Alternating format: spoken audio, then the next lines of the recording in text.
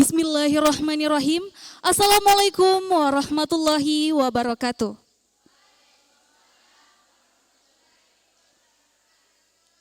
Selamat pagi dan selamat datang.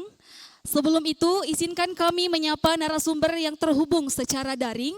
Dalam hal ini yang terhormat, Bapak Staf Khusus Presiden, Bapak Billy Mambrasar ST MSc MBA selaku narasumber kita hari ini. Yang terhormat, Direktur Pembelajaran dan Kemahasiswaan Kemendikbudristek, Ibu Profesor Dr. Insinyur Sri Suning Kusumawardani STMT selaku narasumber kita hari ini. Bapak Ibu yang terhormat, telah hadir bersama kita secara luring yang terhormat Bapak PJ Bupati Kabupaten Bantaeng, beliau juga menjabat sebagai Direktur SDM Kearsipan Sertifikasi Nasional Republik Indonesia, Bapak Dr. Andi Abu Bakar SIP MSI selaku narasumber kita hari ini.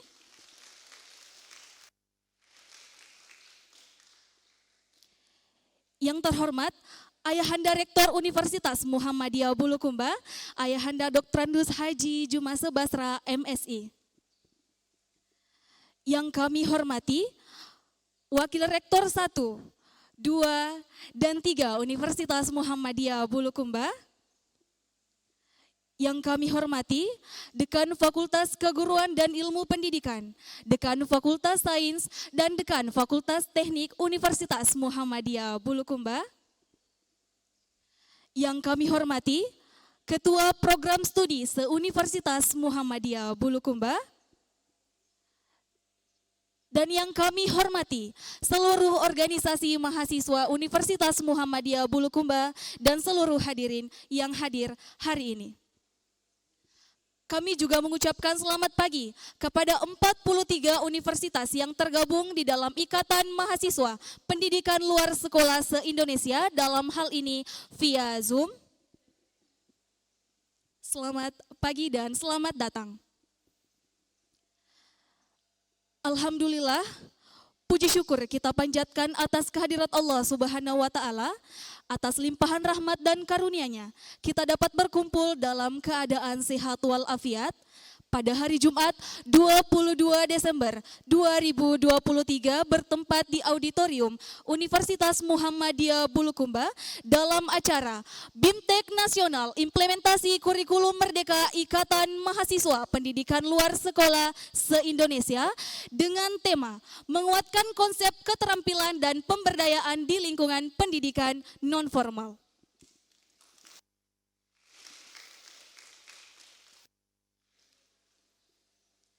Perkenalkan, saya Khoratul Ummah, mahasiswi Universitas Muhammadiyah Bulukumba selaku pemandu acara kita hari ini. Berhubung karena kita awali di pagi hari, untuk itu izinkan saya untuk menyampaikan sebuah pantun untuk membangkitkan semangat kita semua. Jarum hilang di tengah jerami, kain kebaya di dalam peti. Selamat datang di tempat kami, semoga bahagia melekat di hati. Boleh tolong tepuk tangannya?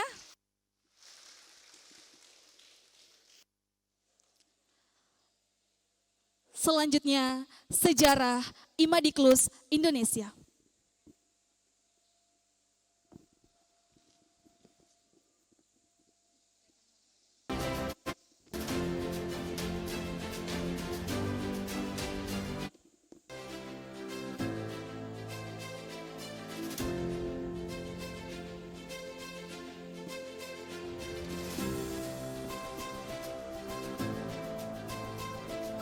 Sejarah Imadiklus Indonesia bersumber dari keinginan mahasiswa pendidikan luar sekolah untuk mempunyai wadah komunikasi dan silaturahmi dengan mahasiswa pendidikan luar sekolah se-Indonesia.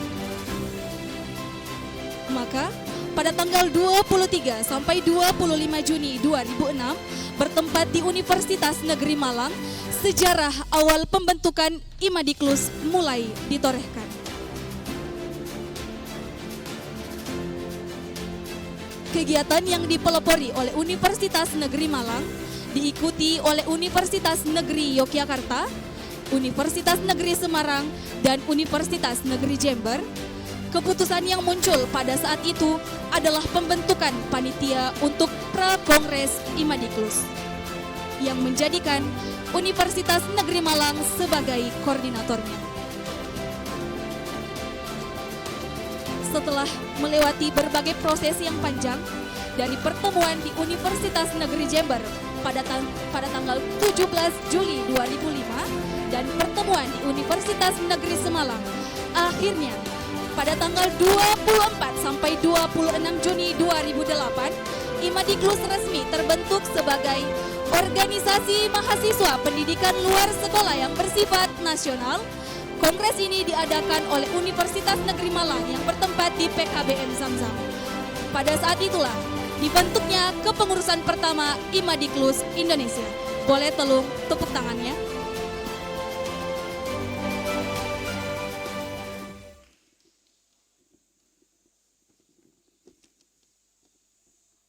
Acara pertama.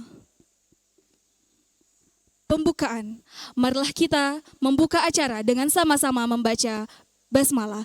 Bismillahirrahmanirrahim. Acara kedua, pembacaan ayat suci Al-Quran oleh Saudari Yunita Alfiatul Nugra, mahasiswi Universitas Muhammadiyah Bulukumba. Kepadanya dengan hormat disilahkan.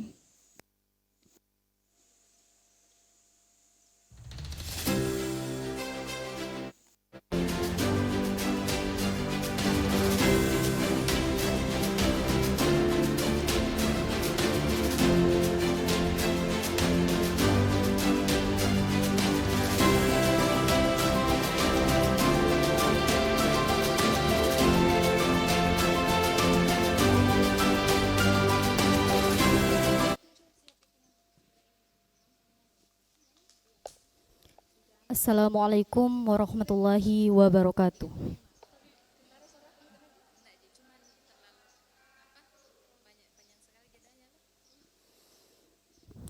A'udzu billahi minasyaitonir rajim.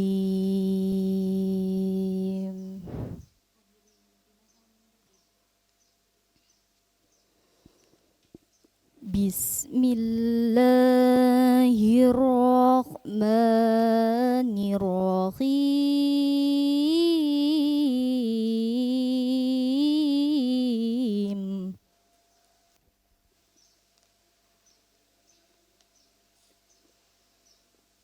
Walau anna Qur'ana suyirat bihil jibalu aw qutti'at bihil ardh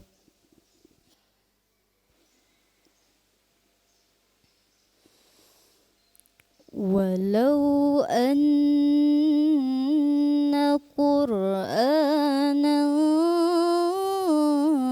suyirat bihil jibalu aw qutti'at bihil ardu aw kullima bihil mauta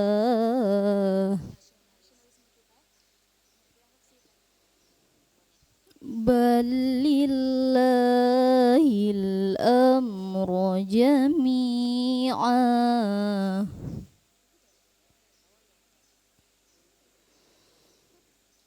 balillahil amru jami'a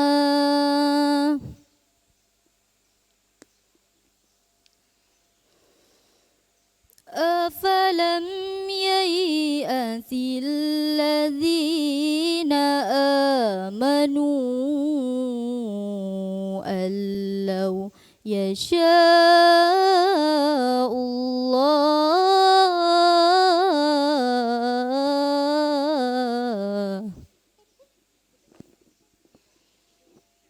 allau yasha'ullahu lahadan nasa jami'a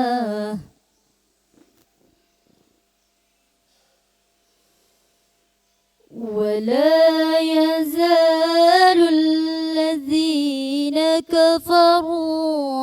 تصيبهم بما صنعوا قارعة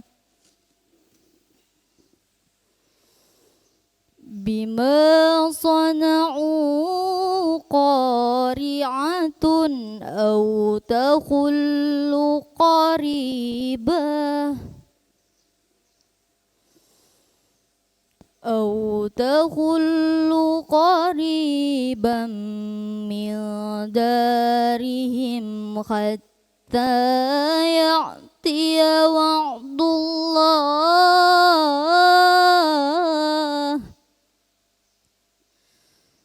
إن الله لا يخلف الميعاد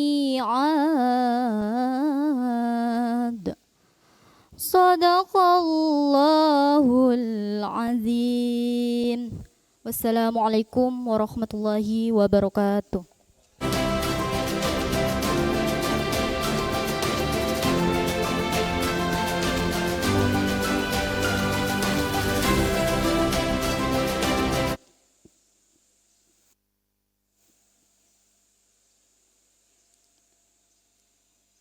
Acara selanjutnya menyanyikan lagu Indonesia Raya dan Mars Muhammadiyah. Hadirin dimohon berdiri.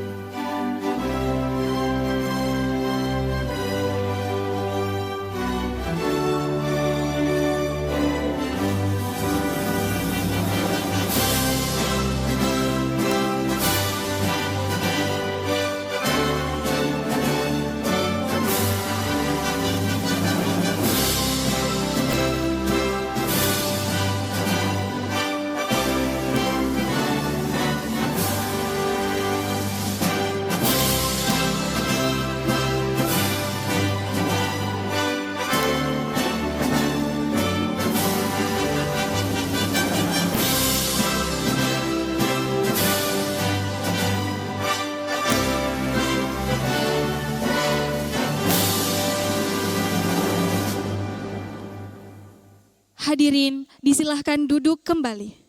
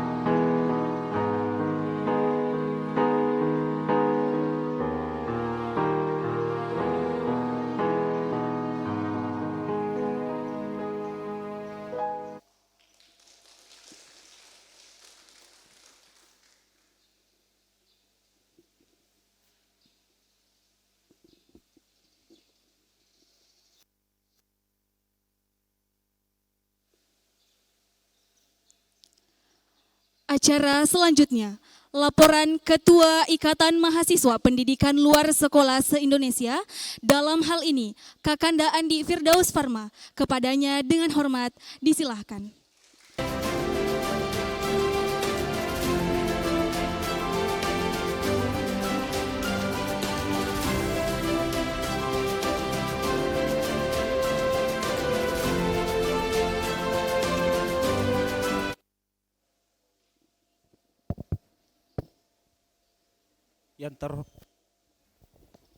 Yang terhormat PJ Bupati Bantaeng, yang terhormat Bapak Rektor Universitas Muhammadiyah Bulukumba, yang terhormat Bapak Rektor 1, Rektor 2, Rektor 3 Universitas Muhammadiyah Bulukumba, yang terhormat Bu Dekan Fakultas Ilmu Pendidikan Universitas Muhammadiyah Bulukumba, serta seluruh tamu undangan yang sempat hadir pada siang hari ini. Puji syukur kita panjatkan kehadirat Tuhan Yang Maha Esa, karena berkat dan rahmat-Nya lah kita dapat berkumpul di tempat ini. Dan tak lupa pula, mari kita kirimkan salawat dan salam kepada Nabiullah Muhammad sallallahu alaihi wasallam, sang pembawa syariat Islam kepada seluruh umat manusia dalam mengarungi samudra kehidupan sampai hari kiamat. Amin amin ya rabbal alamin. Pertama-tama saya mengucapkan banyak terima kasih kepada seluruh mahasiswa 42 kampus, terkhusus kepada mahasiswa pendidikan non-formal Universitas Muhammadiyah Bulukumba. Karena sampai hari ini teman-temanku sekalian yang ada di Universitas Muhammadiyah Bulukumba, terkhusus jurusan pendidikan non-formal, itu masih tetap melaksanakan kegiatan-kegiatan yang ada di Ikatan Mahasiswa Pendidikan Luar Sekolah. Teman-temanku sekalian yang saya cintai dan saya banggakan, perlu adanya kegiatan ini adalah bentuk kolaborasi kita sama, yang pertama yaitu terkhusus di Direktur Pembelajaran dan Kemahasiswaan itu sendiri. Teman-temanku sekalian, jadi pada kesempatan yang berbahagia ini, saya harap teman-temanku sekalian untuk yang mengikuti BIMTEK menguatkan konsep keterampilan dan pemberdayaan di lingkungan pendidikan non-formal ini benar-benar serius. Karena kegiatan nasional ini diadakan oleh Imadiklus Indonesia, itu merupakan representatif dari Direktur Pembelajaran dan Kemahasiswaan Dikti Ristek Republik Kemendikbud Ristek Republik Indonesia. Tepuk tangan dulu untuk Prof. Dr. Insinyur Sunin Kusuma Wardani. Jadi teman-temanku sekalian yang saya cintai dan saya banggakan, terakhir saya sampaikan kepada teman-temanku sekalian agar tetap fokus ikuti pembelajaran yang ada di Universitas Muhammadiyah Bulukumba, ikuti kegiatan-kegiatan yang skopnya nasional yang diadakan oleh Imadiklus Indonesia, terkhusus buat semester-semester akhir pendidikan non-formal. Bahwasanya pendidikan non-formal saat sekarang ini di dalam nomenklatur dikti itu telah bisa mendaftarkan dirinya sebagai ASN. Jadi teman-teman paradigmanya itu nggak usah bilang harus jurusan pendidikan, nggak bisa daftar PNS. Kalau jurusan pendidikan non-formal kawan-kawanku sekalian itu bisa mendaftar calon pegawai negeri sipil walaupun tanpa melalui P3K. Itu yang pertama. Tepuk tangan dulu untuk jurusan kita. Teman-temanku sekalian, harap pada kesempatan yang berbahagia ini mengikuti materi dari narasumber yang akan memandu, yang akan membawakan materinya. Mungkin hanya itu, terkhusus buat yang terhormat Bapak Bupati Bantaeng, Pak izin Pak Bupati, di mahasiswa pendidikan non formal ini kalau nggak salah ini sekitar 50% itu mahasiswa dari Bantaeng itu sendiri. Ya. Jadi saya harapkan Pak Bupati, terkhusus mahasiswa dari Bulukumba, kalau ada program bisa berkolaborasi dengan mahasiswa pendidikan non formal yang ada di Kabupaten Bulukumba, terkhusus juga mahasiswa PLS. Kami telah banyak lakukan di Kabupaten Bulukumba kolaborasi sama Dinas Pendidikan, SKB, Dinas Sosial. Saya harap di Kabupaten Bantaeng juga bisa berkolaborasi dengan mahasiswa pendidikan non formal. Izin Pak Bupati.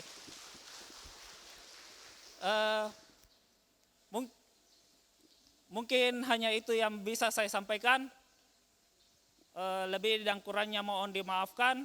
Saya selaku Ketua Umum Imadiklus Indonesia akan berkontribusi besar terhadap kampus tercinta kita, terkhusus juga mahasiswa pendidikan non formal, agar giat mengikuti kegiatan-kegiatan nasional yang dilakukan oleh Badan Pengurus Pusat Ikatan Mahasiswa Pendidikan Luar Sekolah atau Imadiklus Indonesia.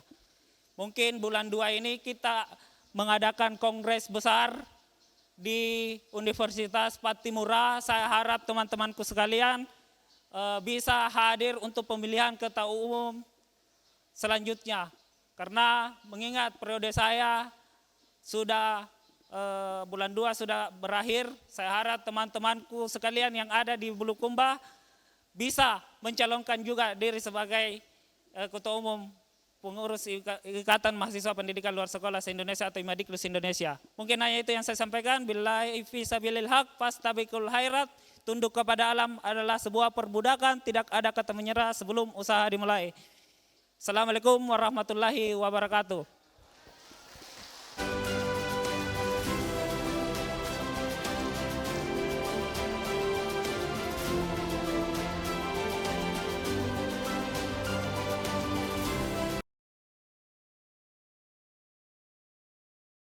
Bapak Ibu para Wakil Rektor, Dekan, dan seluruh Kaprodi serta dosen yang sempat hadir membersamai kegiatan kita hari ini.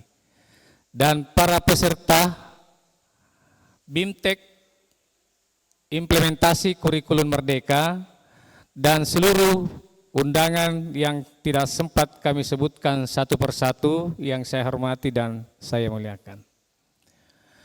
Alhamdulillahirrabbilalamin, kita bersyukur kepada Allah Subhanahu wa Ta'ala karena Allah masih memberikan nikmat, kesehatan, kesempatan kepada kita semua, sehingga pada pagi hari ini menjelang siang kita masih sempat bersama-sama dalam ini.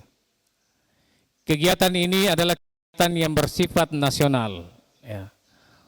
Walaupun memang yang pelaksananya ditunjuk oleh Universitas Muhammadiyah Bulukumba selaku penyelenggara kegiatan ini. Tetapi kegiatan kita hari ini adalah itu diikuti 43 universitas yang ada di Indonesia. Ini artinya apa? Satu kepercayaan tersendiri untuk Universitas Muhammadiyah Bulukumba ini bisa menyelenggarakan kegiatan seperti ini. Dan tentunya karena berkat ananda kita ini, yang tadi yang pakai baju putih itu, sebagai Ketua Umum Imadiklus Indonesia. Ini tantangan bagi ananda khususnya pendidikan non formal yang ada di Universitas Muhammadiyah Bulukumba ini. Karena tadi saya dengar informasi bulan Februari akan habis periodenya.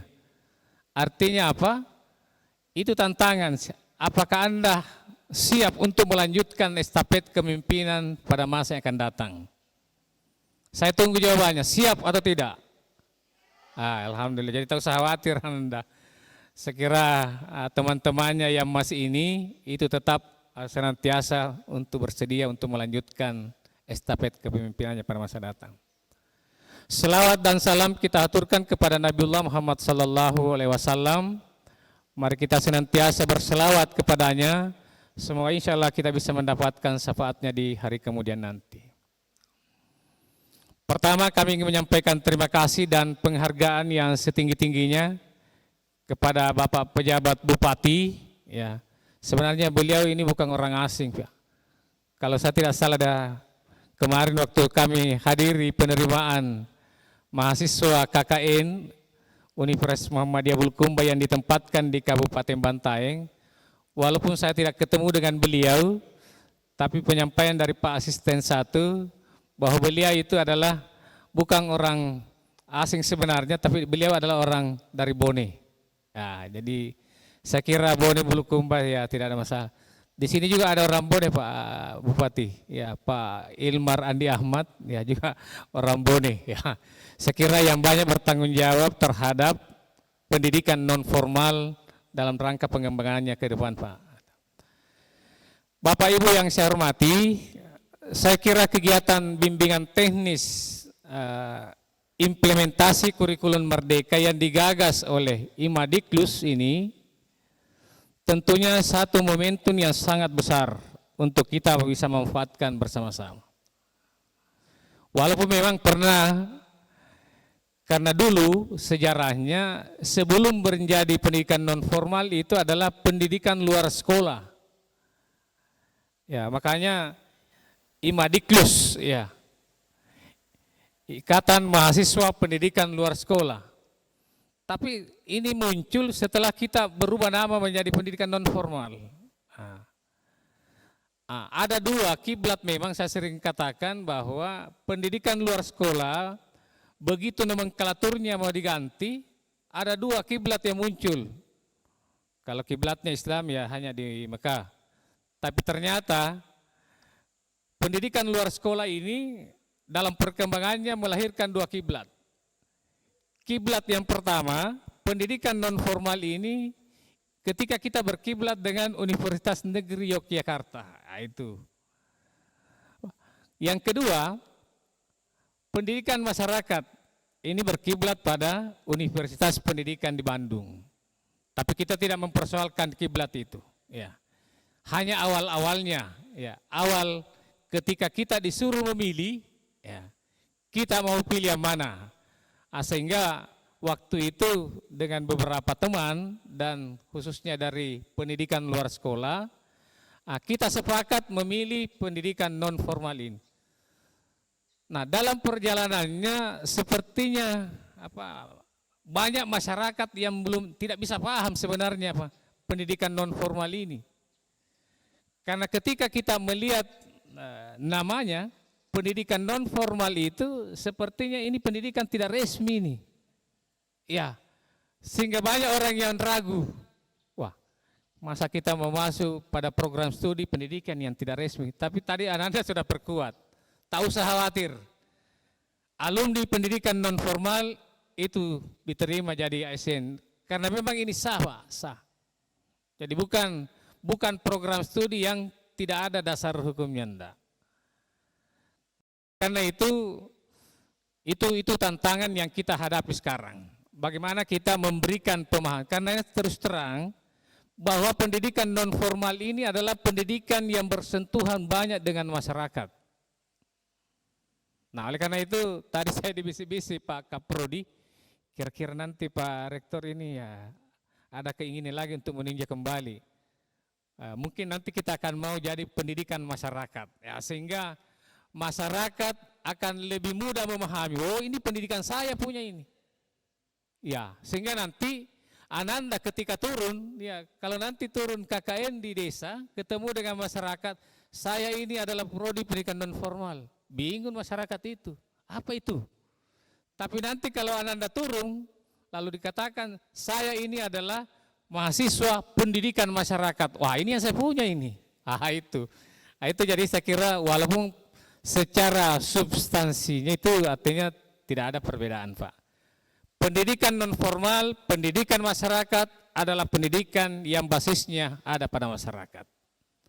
Oleh karena itu nanti insya Allah Anda sekalian tentu banyak berkiprah dengan masyarakat.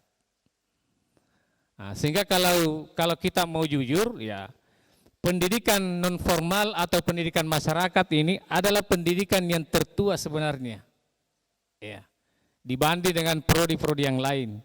Dan ternyata terbukti bahwa di Universitas Muhammadiyah Bulukumba ini yang pertama ada itu adalah pendidikan luar sekolah. Setelah dia lahir dari pendidikan sosial, ilmu pendidikan sosial, lahir pendidikan luar sekolah. Jadi itu yang pertama. Jadi kalau ada yang menganggap enteng ini PNF, PLS, tunggu dulu. Katakan sama dia, saya yang melahirkan Anda, termasuk saya dilahirkan PLS, Pak. Jadi jangan istilah merendahkan diri, wih apa toh saya karena hanya prodi PLS, hanya prodi PLS, enggak boleh. Justru kita yang melahirkan prodi-prodi yang ada, dan termasuk di Unpar, di Unisma Makassar. Saya alumni Unisma Makassar PLS tahun 85, 89 ya. Nah, itu. Oleh karena itu ya PLS juga bisa jadi rektor, Ananda. Iya. Jadi jangan berkecil hati. Tapi bukan berarti ya yang lain itu kita ini enggak. Nah, itu. Tetapi kekuatan kita ada pada masyarakat. Sehingga kalau bicara masyarakat, semua sebenarnya itu adalah masyarakat. Termasuk kita sebenarnya masyarakat kampus. Tapi ketika kita keluar, itu masyarakat secara umum. Nah, oleh karena itu saya kira hari ini terima kasih kepada Ananda, Ketua Umum Imadiklus, karena bersama dengan program studi pendidikan non formal ini, tentu kami sangat mengapresiasi kegiatan ini, apalagi dihadiri oleh pejabat Bupati Bantaeng. Tadi saya bisik-bisik sebenarnya dengan Pak WR1, seandainya dari awal saya tahu mau dikemasi ini, saya mau sandingkan Pak Bupati Bulukumba dengan Pak pejabat Bupati Bantaeng. Saya mau sandingkan itu. Nah, tapi kalau biarlah, mudah-mudahan nanti sebelum pilkada masih ada waktunya Pak Bupati untuk kita sandingkan bersama. Mungkin secara akademik itu Pak Bupati Bantaeng ya banyak pengalaman apalagi terkait dengan badan pengarsipan. Kemudian Bupati Bulukumba bicara tentang kewirausahaan, ya apalagi yang tidak bisa. Nah ini nanti yang kita mau gali, mudah-mudahan nanti apalagi sekampunya Ananda ini yang Ketua Umum ini Pak Bupati Bulukumba itu. Jadi saya kira soal komunikasi itu akan lancar dengan ini. Nah ini perlu kita sehingga nanti insya Allah betul-betul PNF ini bisa tampil nanti di tengah-tengah masyarakat dengan modal yang dalam kegiatan kita seperti ini. Oleh karena itu saya sangat mengapresiasi kegiatan ini dan mudah-mudahan saya kira sebentar ada dua narasumber secara luring termasuk Pak pejabat Bupati Bantaeng, kemudian ditambah dengan dari staf Presiden Republik Indonesia, stafnya Pak Jokowi, kemudian dari Ibu Direktur Pembelajaran dan Kemahasiswaan. Saya kira semua narasumber kita ini adalah itu sangat kita mengharapkan masukan-masukan yang sangat berharga untuk pengembangan institusi baik prodi pendidikan non formal maupun secara umum Universitas Muhammadiyah Bulukumba. Universitas Muhammadiyah Bulukumba ini Pak Bupati adalah satu-satunya universitas yang ada di selatan Sulawesi Selatan. Bahkan penyangga utamanya Universitas Muhammadiyah Bulukumba ini adalah dari Bantaeng. Oleh karena itu saya optimis mahasiswa nanti dari Kabupaten Bantaeng akan lebih banyak. Ya, mumpung beliau masih ada sebagai pejabat di Kabupaten Bantaeng yang punya hubungan emosional dengan Universitas Muhammadiyah Bulukumba sehingga prospek ke depan untuk pengembangan UMB khususnya dari karena saya dengar Unisma Makassar membuka program PAI di Bantaeng. Saya dengar. Nah, sehingga saya pernah sampaikan UMB segera harus cepat menjemput sebelum Unisma Makassar membentuk prodi PAI di Bantaeng itu. Nah, itu oleh karena itu saya kira ini PR juga kita supaya nanti insya Allah program studi pendidikan agama Islam itu tetap menjadi pengembangan Universitas Muhammadiyah Bulukumba ke depan. Terima kasih kami sampaikan kepada Pak Bupati Bantaeng atas kehadirannya, melihat langsung seperti inilah kondisinya Universitas Muhammadiyah Bulukumba dengan memiliki lahan yang kurang lebih 7 hektar, tetapi memang cukup rumit mengelola lahan yang luas dibanding dengan lahan yang sempit. Tapi kami sudah 50 tahun lebih menikmati lokasi sempit di kampus 1 yang satu kompleks dengan mulai taman kanak-kanak sampai pendidikan menengah. Oleh karena itu kami dari perguruan tinggi ya melakukan ekspansi keluar dalam rangka untuk pengembangan ke depan. Saya kira demikian dan tak lupa kami menyampaikan permohonan maaf jika ada hal yang kurang berkenan baik secara luring maupun secara daring pada hari ini. Dan mari kita membuka acara Bintek ini dengan bersama-sama membaca lafaz basmalah. Bismillahirrahmanirrahim. Nasrun minallah fatun qarib wa basyiril mu'minin. Assalamualaikum warahmatullahi wabarakatuh.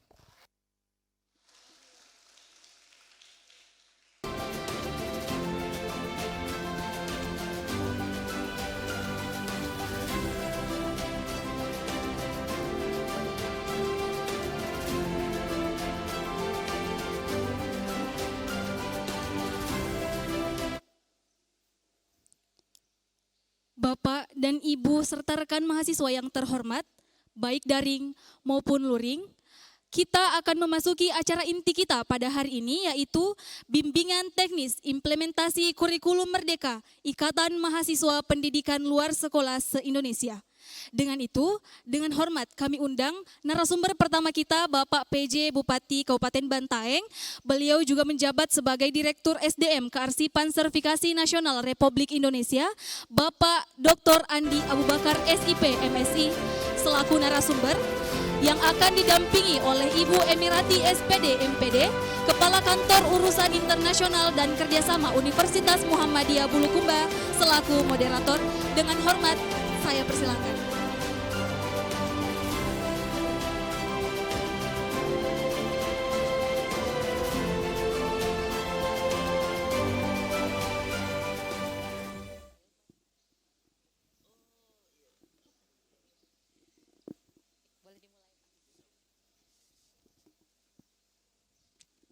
Tes. Assalamualaikum warahmatullahi wabarakatuh.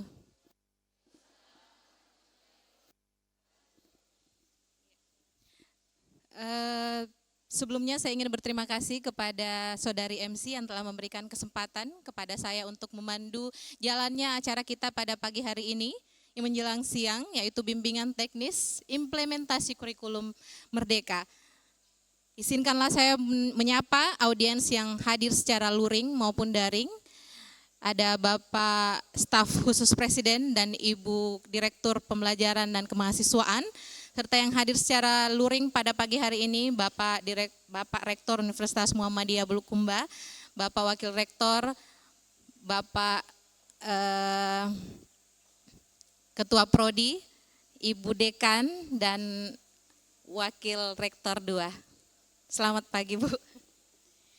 Baik, selanjutnya saya ingin menyapa narasumber kita pada pagi hari ini. Tentunya sebuah kehormatan yang sangat luar biasa, Bapak. Bapak telah memberikan waktunya dan kesempatannya di tengah kesibukannya yang sangat-sangat tentu saja tidak bisa kita gambarkan dengan kata-kata. Tentu sangat membanggakan bagi Universitas Muhammadiyah Bulukumba. Bapak akhirnya bisa datang untuk membagi ilmu, pengetahuan, pengalaman sekaligus knowledge-nya kepada kita semua, baik kita sebagai dosen maupun mahasiswa sekalian. Bapak Ibu yang terhormat, izinkanlah saya untuk membacakan daftar riwayat hidup atau CV dari narasumber kita pada pagi hari ini secara singkat saja ya. Kalau dibaca semua Pak, prestasinya itu panjang sekali saya baca Pak. Iya, nama lengkap Bapak Dr. Andi Abu Bakar SIP MSI, tempat lahir Bone 12 Juni 1976. Menyelesaikan diploma 4 di STPDN di tahun 1998 Jatinangor, kemudian melanjutkan S1 di Universitas Hasanuddin pada tahun 2002, selanjutnya menyelesaikan S2-nya di Universitas Hasanuddin tahun 2009, dan menyelesaikan S3 di Universitas Negeri Makassar tahun 2015, dan mendapat penghargaan sebagai wisudawan terbaik 4 pada program studi tersebut. Selanjutnya riwayat jabatan yang pernah diemban oleh Bapak Dr. Abu Bakar. Itu yang pertama, Kepala Urusan Perencanaan di Kantor Camat Herlang Kabupaten Bulukumba. Selanjutnya Kepala Seksi Pemerintahan Kantor Camat Rilau Ale Kabupaten Bulukumba. Kepala Seksi Pelayanan Umum Kantor Camat Rilau Ale Kabupaten Bulukumba. Kepala Subbagian Keagrariaan Bagian Pemerintahan Setda Kabupaten Bone. Kepala Bagian Ekonomi Setda Kabupaten Bone. Kepala Bagian Keagrariaan di Setda Kabupaten Bone, Kepala Bagian Pemerintahan Desa di Setda Kabupaten Bone, kemudian Analis Pemerintahan Daerah pada Asisten Bidang Tata Praja di Setda Kabupaten Bone, kemudian Asisten KASN Bidang Mediasi dan Perlindungan di Komisi Aparatur Sipil Negara. Selanjutnya Asisten KASN Pengawasan Bidang Penerapan Sistem Merit Wilayah 2 di Komisi Aparatur Sipil Negara. Selanjutnya, Direktur Sumber Daya Manusia, Kearsipan dan Sertifikasi pada Arsip Nasional Republik Indonesia di Arsip Nasional Republik Indonesia. Selanjutnya sekarang beliau menjabat sebagai PJ Bupati Bantaeng di Pemerintahan Kabupaten Bantaeng. Ada beberapa juga penghargaan yang telah diperoleh. Beliau mendapat penghargaan terbaik 1 atas prestasi dalam bidang akademik dan sikap perilaku pada Diklat TOF Team Building yang diselenggarakan oleh Badan Diklat Provinsi Sulawesi Selatan tingkat Provinsi Sulawesi Selatan pada tahun 2019. Tepuk tangan sekali lagi. Bapak Ibu yang saya hormati, baik yang hadir secara daring maupun luring, Bapak Doktor akan segera memberikan materinya dengan tema Kemandirian Kearsipan Perguruan Tinggi. Sebagaimana kita ketahui bahwa arsip itu sendiri merupakan pusat ingatan Bapak ya. Kalau tidak ada arsip, kita mungkin akan melupakan apa yang sudah kita kerjakan dan mungkin menjadi catatan untuk apa yang akan kita kerjakan ke depannya. Dengan hormat kami persilahkan Bapak Dr. Andi Abu Bakar SIP MSI untuk memberikan materi dan pencerahannya. Silahkan Bapak. Baik, terima kasih Ibu Moderator. Bismillahirrahmanirrahim. Assalamualaikum warahmatullahi wabarakatuh. Di kampus Universitas Muhammadiyah pada hari Jumat bertemu mahasiswa dan mahasiswi. Karena salamnya kurang semangat, kita ulang sekali lagi.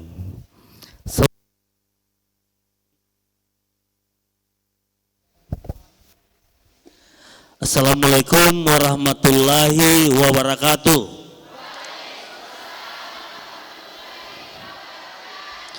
Nah, kalau semangat begini bukan hanya jadi PNS, tapi kemudian jadi bupati juga bisa semuanya, insya Allah.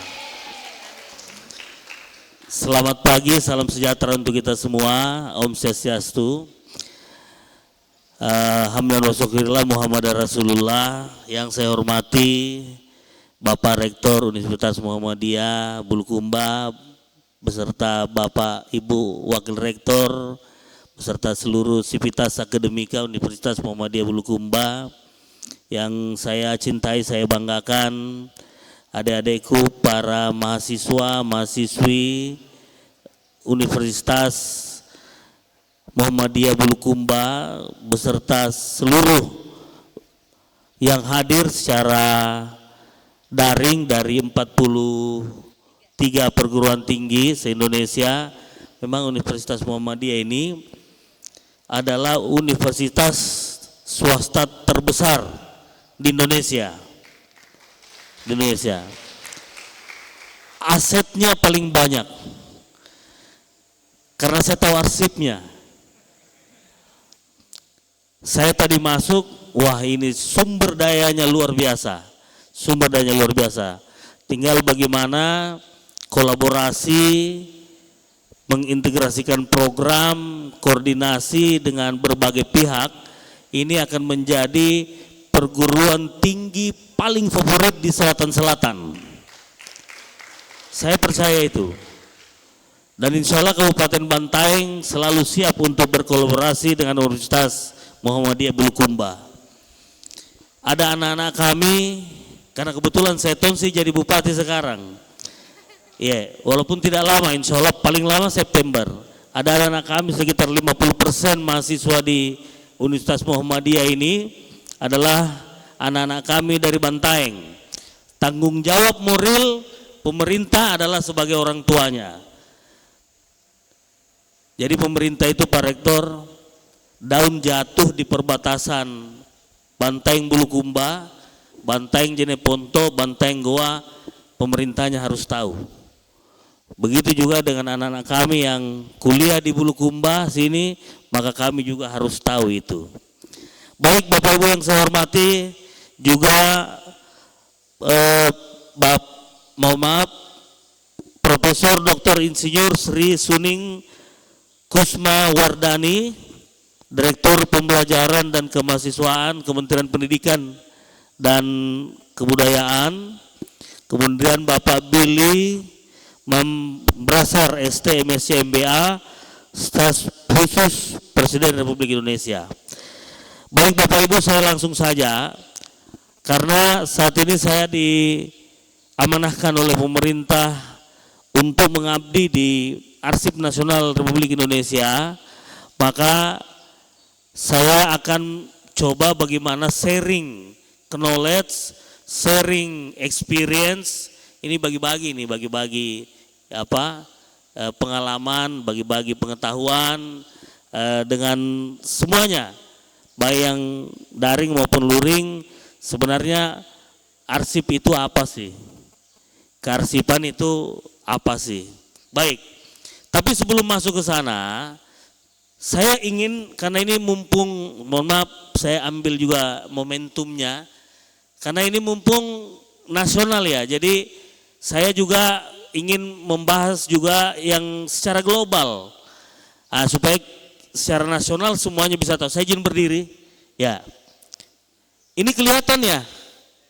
Kelihatan tapi nanti pasti tidak terbaca, karena kecil tulisannya. Baik. Nah, silakan coba dilanjut. Coba dari sini, slide berikutnya. Ini ada 4 sektor publik. Tidak apa-apa saya sebutkan. Ada 4 sektor publik yang sangat erat hubungannya dengan kehidupan kita sehari-hari. Yang pertama adalah ease of doing business, kemudahan berusaha.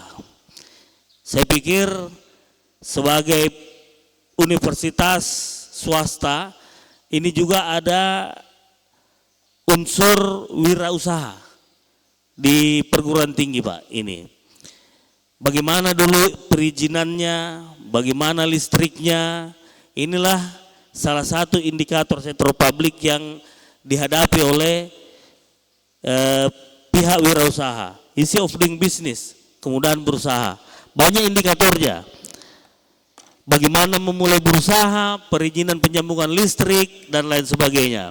Kemudian yang di bawah yang hijau itu Global Competitiveness Index atau indeks daya saing global. Indeks daya saing global. Mulai dari bagaimana mengadopsi teknologi informasi, kemudian bagaimana infrastrukturnya, bagaimana kemampuannya berinovasi. Jadi ini dan lain-lain, ini Global Competitiveness Index atau indeks daya saing global. Yang ketiga adalah yang di atas sana, ini karena tidak ada pointer, mohon maaf saya juga lupa. Corruption Perception Index, indeks persepsi korupsi. Di sini ada bagaimana memanipulasi prosedur, kalau mau cepat bayar lewat jalan tol. Kalau yang normal-normal dilanggar SOP, SOP-nya hanya harusnya sehari KTP, tapi karena banyak yang lewat tol akhirnya sampai 3 hari yang tidak bayar. Kemudian penyalahgunaan jabatan. Aduh, ini banyak sekali, masih banyak sekali. Kemudian menjual pengaruh, jual beli jabatan, banyak sekali. Yang terakhir adalah yang keempat di bawah, Government Effectiveness Index, indeks efektivitas pemerintahan. Apa yang saya mau sampaikan dari slide ini, silakan lanjut di slide kedua. Saya ingin menginformasikan kepada kita semua posisi Indonesia dari 4 indikator sektor publik ini. Lanjut. Nah, yang paling di atas sebelah kanan ini, yang grafik itu, posisi Indonesia di Asia Tenggara. Di indeks Corruption Perception Index. Indeks persepsi korupsi. Di Asia Tenggara saja kita berada di urutan kelima. Setelah Singapura, Malaysia, Vietnam, Thailand.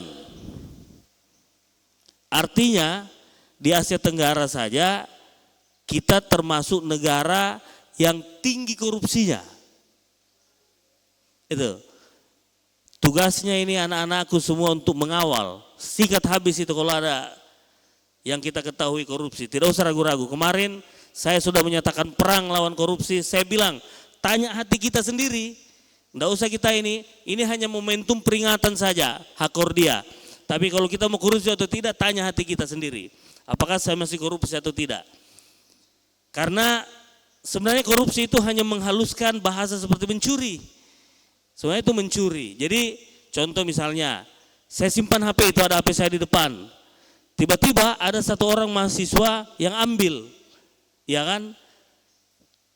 Begitu ditanya, siapa nama tanah?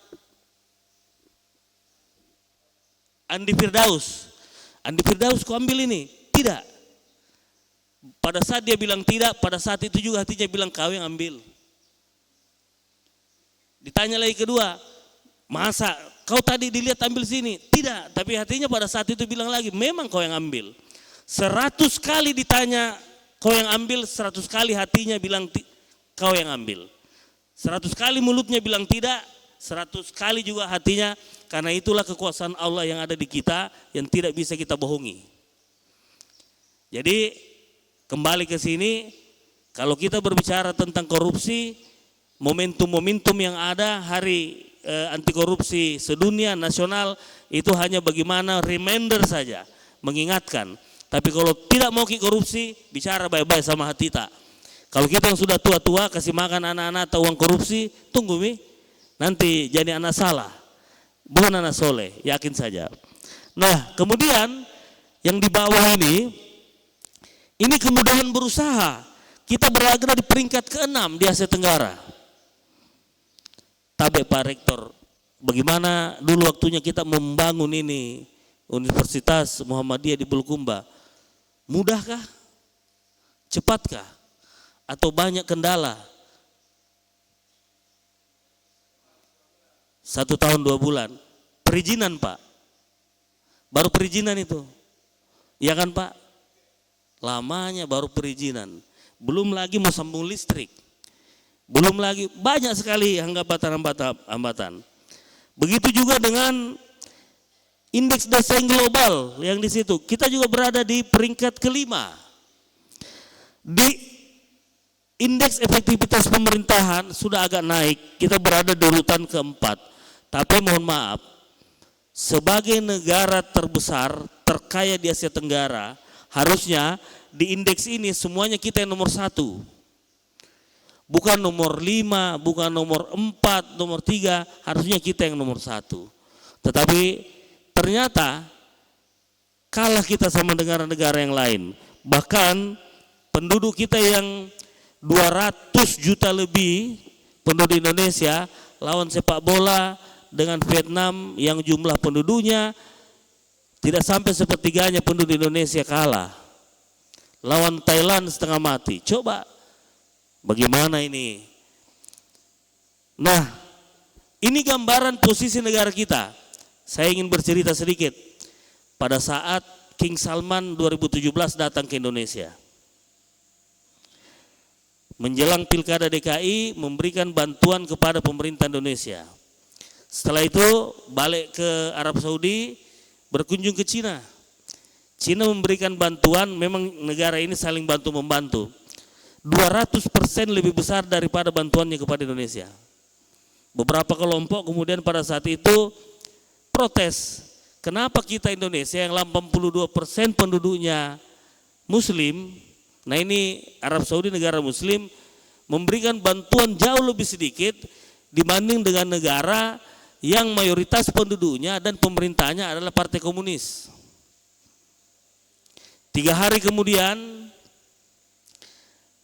juru bicara raja itu konferensi pers tapi tidak menyebut negara. Cuma dia mengklarifikasi bahwa salah satu yang menjadi pertimbangan sebuah negara memberikan bantuan kepada negara lain adalah indeks persepsi korupsi. Kalau negara yang persepsi korupsinya tinggi diberikan bantuan yang besar dari negara lain, maka dana itu akan jauh lebih banyak di korupsi.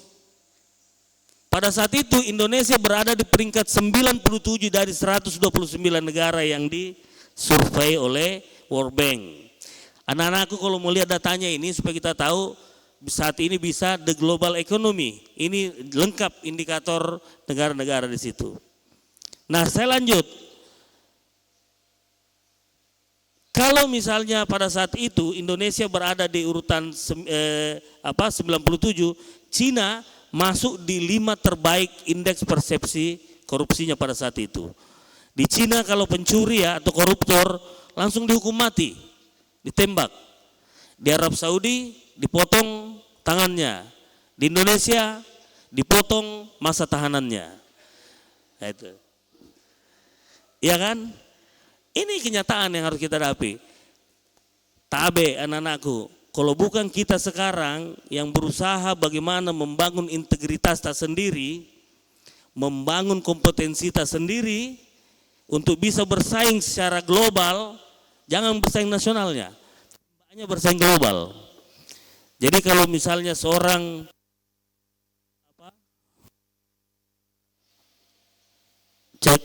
seorang pelempar cakram 5 kilo, latihannya jangan kilo, latihannya pakai yang 7 kilo.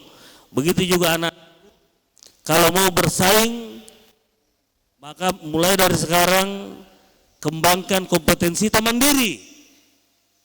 Sekolah itu hanya untuk bagaimana mengarahkan, tetapi kembangkan diri tak sendiri, belajar mandiri, akses teknologi informasi sudah sangat terbuka. Saya yakin kalau anak-anak tidak belajar, kalau dari sekarang tidak berusaha untuk bagaimana meningkatkan kompetensi tak, maka kelak Anda akan digilas oleh generasi Anda sendiri, akan menjadi penonton. Jadi mulai sekarang tingkatkan. Harus saya tanya, nah Andi Firdaus, kita sudah paham sebenarnya talenta tadi, kita punya talenta apa? Di bidang apa? Pendidikan, di bidang pendidikan.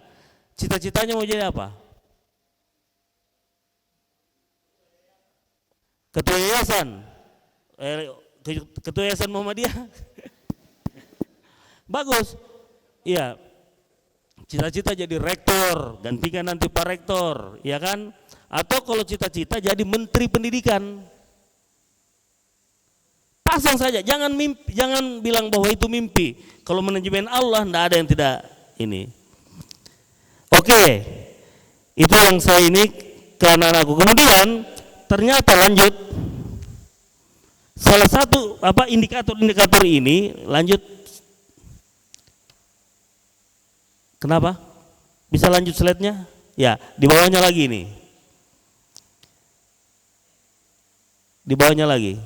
Ya, ternyata indikator-indikator tadi ini berpengaruh terhadap kesejahteraan negara.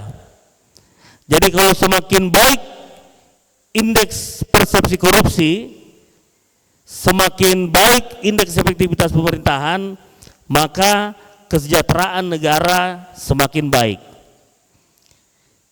Artinya bahwa kalau korupsi ini bisa ditekan, bisa dikurangi, bahkan dieliminasi, begitu juga dengan indeks efektivitas pemerintahan, bisa dikurangi, bisa ditingkatkan semakin meningkat, maka dia berbanding lurus dengan tingkat kesejahteraan negara.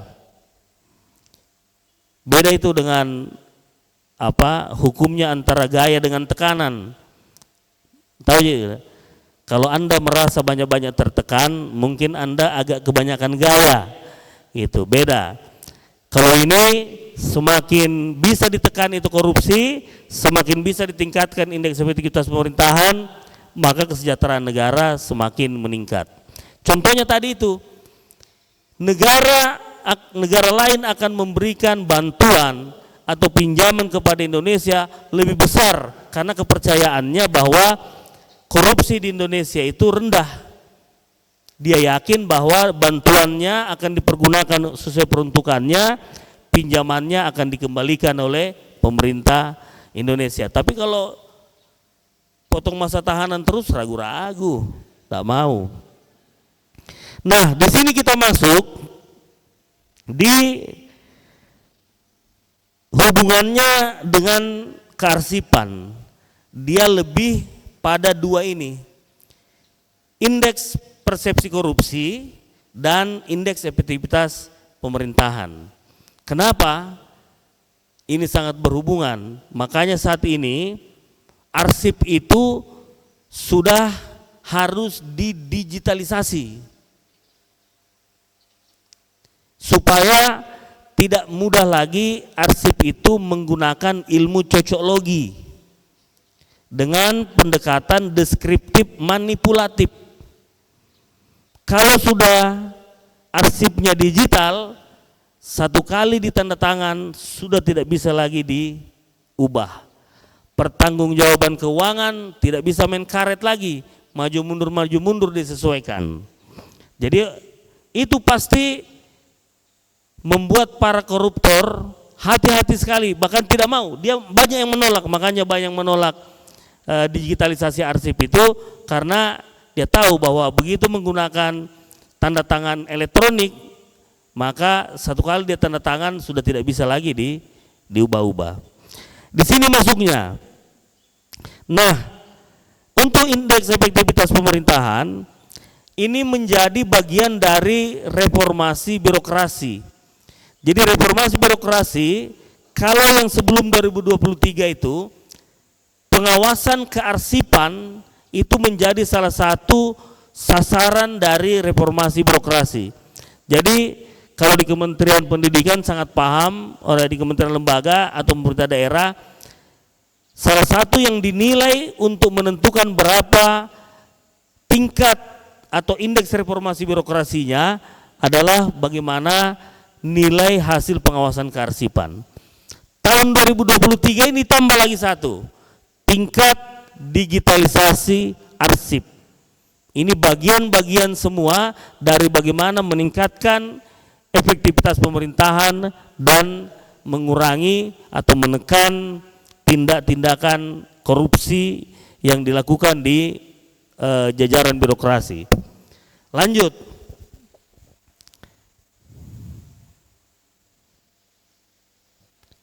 Dari agenda pembangunan Presiden dan Wakil Presiden sampai dengan tahun 2024, ini ada dua dari 7 agenda. Mungkin agak susah dibaca ya. Yang agenda keempat yaitu revolusi mental dan pembangunan kebudayaan dan karakter bangsa. Dan di agenda ketujuh memperkuat stabilitas dan Polhukam dan transformasi pelayanan publik. Tujuannya adalah yang di ujung sana, menuju pada Indonesia berpenghasilan menengah tinggi, yang sejahtera, adil dan berkesinambungan.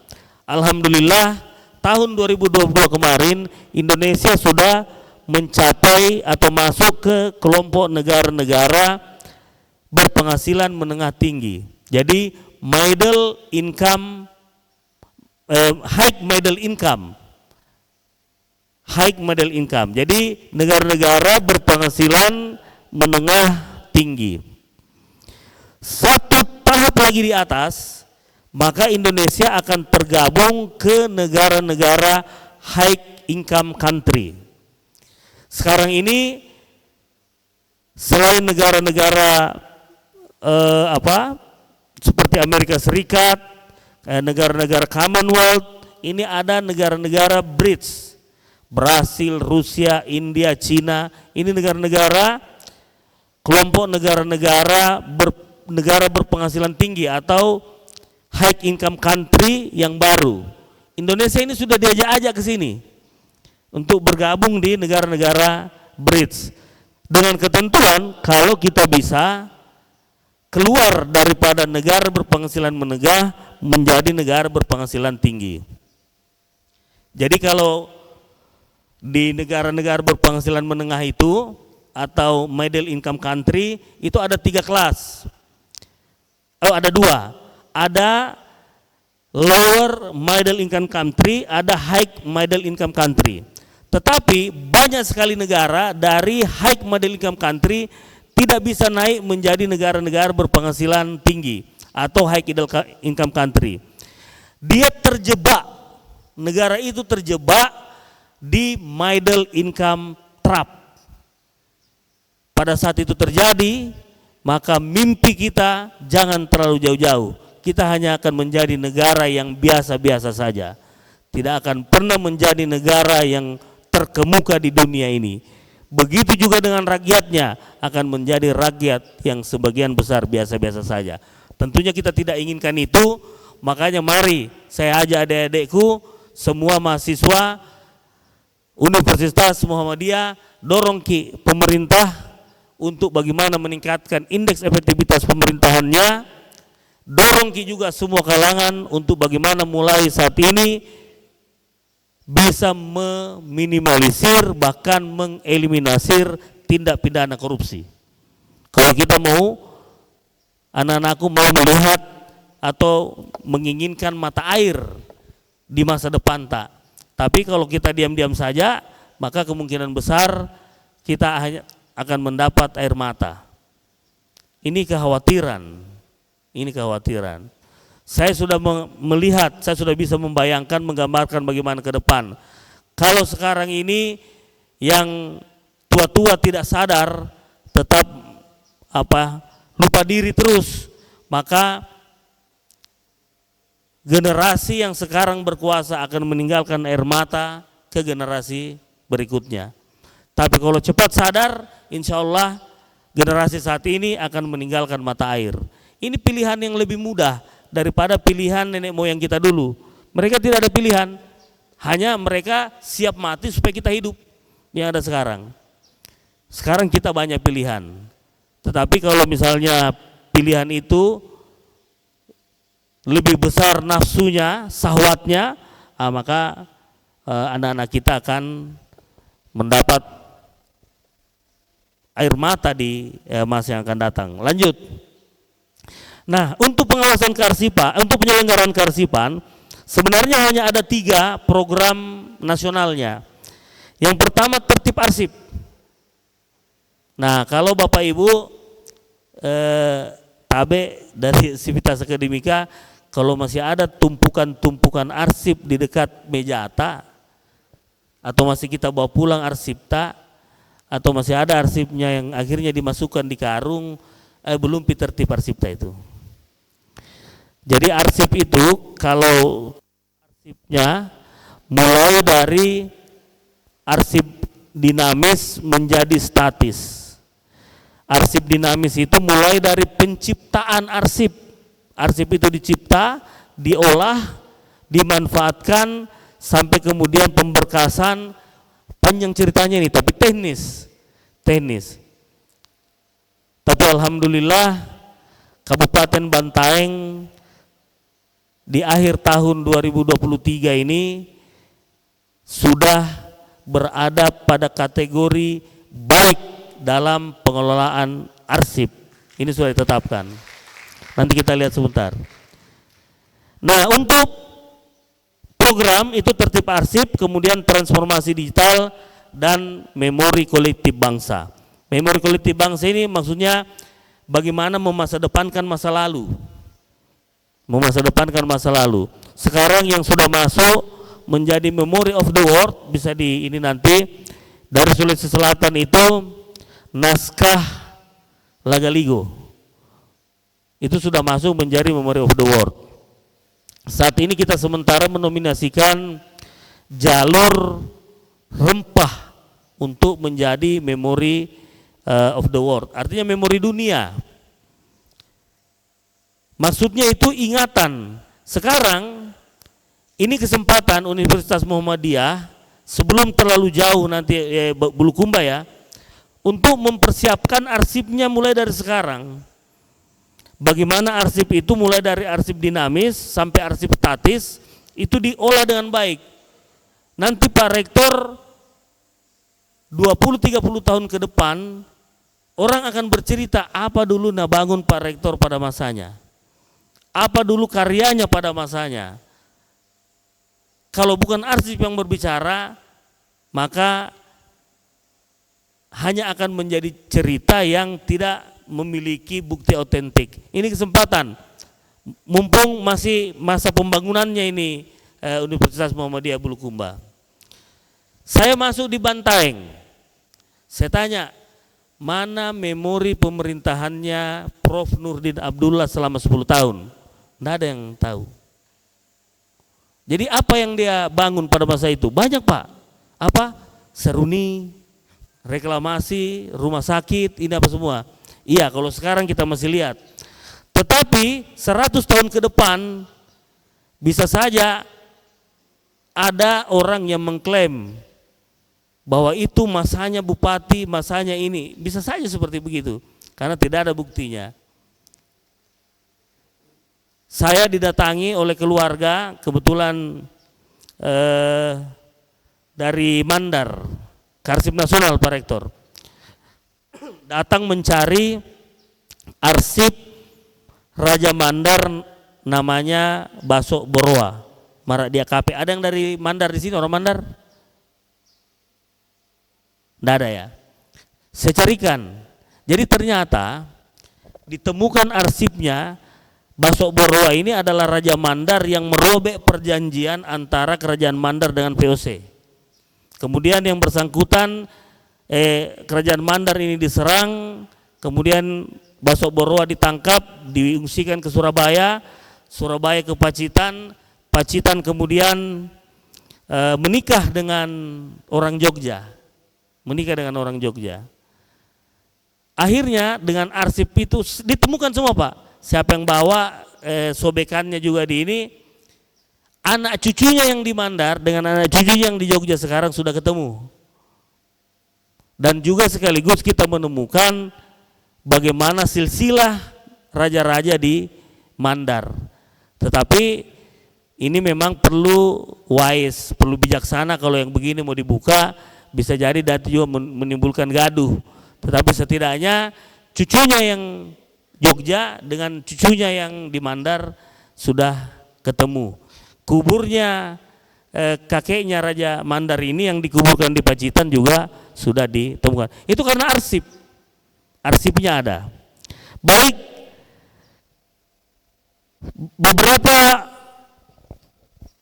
hal-hal strategis yang kemudian mempengaruhi kebijakan dari arsip, contoh pada masa pandemi. Kenapa pemerintah tidak menetapkan lockdown, tetapi hanya pembatasan saja? Karena kalau di lockdown, pengalaman penanganan wilayah di masa pandemi flu burung,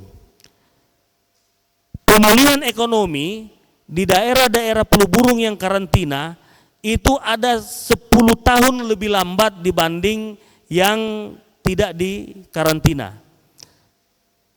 Sehingga pemerintah pada saat itu tidak menetapkan lockdown tapi pembatasan.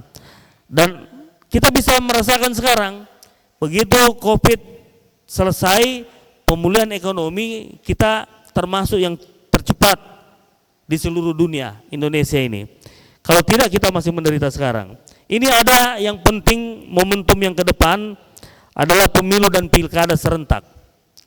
Di sini arsip akan sangat banyak sekali. Kemudian ini arsip pertanahan. Ini sekarang jadi sumber konflik tanah ini. Kenapa? Karena banyak yang tidak punya arsip. Jadi kalau sumber konflik itu dulu sara, suku, agama, ras, antar golongan, sekarang tambah satu, sarata. Suku, agama, ras, antar golongan dan pertanahan. Kemudian arsip maritim. Ini wilayah-wilayah laut. Tabe, ada yang tahu bagaimana besarnya perahu pinisi pada masa masih perdagangan Cina dan Arab di Indonesia, di ini lebih besar dari lapangan bola, lebih besar dari lapangan sepak bola. Itu kalau naik satu kampung, naik sapinya, naik pokoknya semua ternaknya, berasnya itu naik semua. Logikanya bagaimana pinisi yang seperti saat ini bisa berlayar sampai ke Madagaskar, lebih besar daripada, pernah nonton Titanic, anak-anakku Titanic, pernah ya, lebih besar dari Titanic itu perahu pinisi dulu. Kenapa kemudian sekarang kecil? Pada saat kita dijajah oleh Belanda, jadi kapal-kapal pinisi itu tidak boleh dibuat lebih besar dari kapal-kapalnya, kapal-kapal dagangnya VOC. Itu arsipnya ada.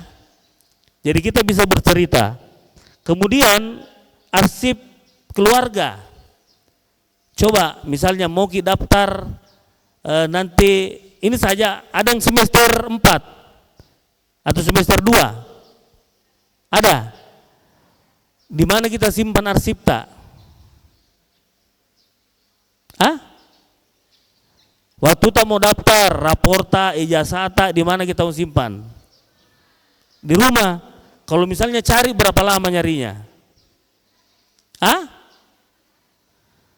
Lama-lama kan disimpan saja. Saat ini belum lagi kita lahir, kita sudah berbarengan dengan arsip. Begitu ibu tadi USG, sudah ada hasil USG-nya, itu sudah keluar arsipnya. Arsipnya namanya arsip rekam medik. Kita lahir ada arsip, akta kelahiran. Kemudian kita sekolah, ada arsip, ada rapornya, ada ijazahnya, ada semua, sampai kemudian kita kuliah, kita ada arsip SK-nya, sampai kita mati. Ada surat akta, itu arsip pribadi yang perlu kita jaga sehingga nanti anak cucu tak bisa berbicara bahwa inilah leluhurku dulu. Baik, terakhir lanjut. Sudah ini ya, jam 12, mohon maaf. Saya rasa itu saja karena memang waktunya agak terbatas. Mungkin kita sholat di sini sholat Jumat Pak ya? Belum ya? Enggak, maksud saya di masjid. Sholat Pak ya, nanti kita sholat di situ. Nanti kita bisa lebih panjang lagi ngobrol terkait dengan kearsipan ini, karena waktu sangat sempit saat ini. Inilah yang dapat saya sampaikan untuk kita semua, utamanya untuk anak-anakku, karena yang kita yang tua-tua ini sudah tidak lama lagi turun ini lentingannya, tapi anak-anakku yang masih akan melanjutkan negara ini lebih lama di masa yang akan datang. Saya sedemikian, lebih dan kurangnya mohon dimaafkan. Wabillahi taufiq hidayah. Wassalamualaikum warahmatullahi wabarakatuh. Selamat siang. Waalaikumsalam warahmatullahi wabarakatuh.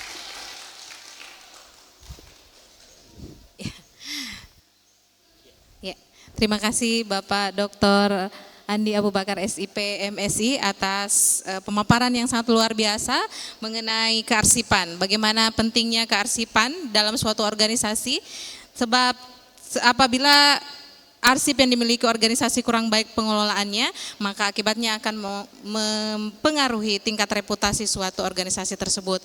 Atau kearsipan tersebut juga dapat menjadi kontrol sekaligus tata kelola ya Pak dalam suatu institusi maupun negara itu sendiri. Baik, saya kira cukup sampai di sini. Sebenarnya kita ada sesi diskusi, namun waktu yang sangat terbatas, maka sesi diskusi mungkin ditiadakan untuk sesi bimbingan teknis dan dari implementasi kurikulum Merdeka pada sesi kali ini. Sekali lagi saya ucapkan terima kasih yang sebesar-besarnya kepada narasumber kita atas ilmu dan kesempatan yang telah diberikan pada siang hari ini. Akhirul kata, saya akhiri. Assalamualaikum warahmatullahi wabarakatuh.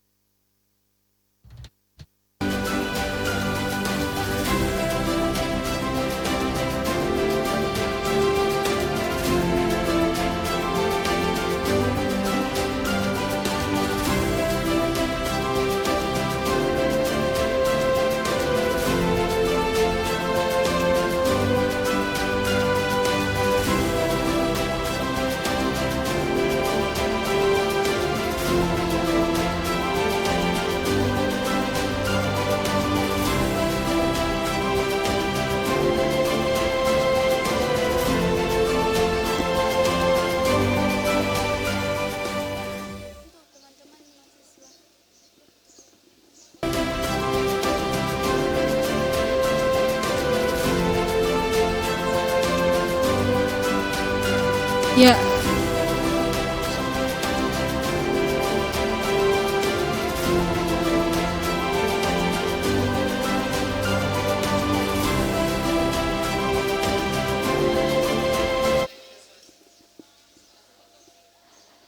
ya baik.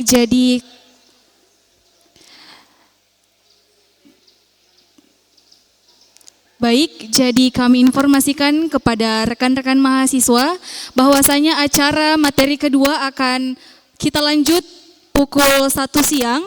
Jadi saya harap untuk kembali ke tempat untuk mendengarkan materi dari narasumber kedua kita, Staf Khusus Presiden Republik Indonesia, Bapak Billy Mambrasar ST MSc MBA. Terima kasih. Wassalamualaikum warahmatullahi wabarakatuh.